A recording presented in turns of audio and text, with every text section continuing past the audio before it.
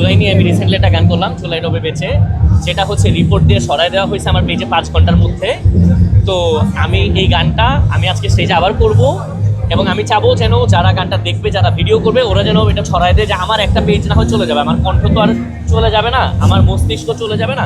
আমার এটা চলছে 2018 সাল থেকে একের পর এক। আমার মনে হয় প্রতিবাদী এরকম প্রায় 20-25টার উপর গান আছে যেগুলো করে একাধিক সময় আমার পালায় থাকতে হচ্ছে বাসা থেকে।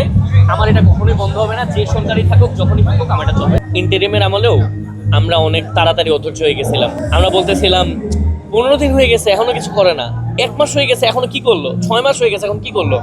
এই সেম কাজটা এখনো বলা হইতেছে যে এই সরকারে আসছে 6 মাস হয়ে গেছে, 3 মাস হয়ে গেছে। যে কোনো সরকারে আসুক না কেন, এই আমাদের জনগণের নিয়ে কাজ করতে হইলে আমাদের দেশের যে অবস্থা, ধরেন আগের সরকার যারা 17 বছর ছিল তারা রিজার্ভে যে জায়গায় নিয়ে রাখছে। 5+ স্টার রেটিং প্রাপ্ত দেশের সর্বোচ্চ বিদ্যুৎ সাশ্রয়ী ওয়ালটন এসি স্মার্ট কমফোর্ট এখন নেক্সট লেভেলে।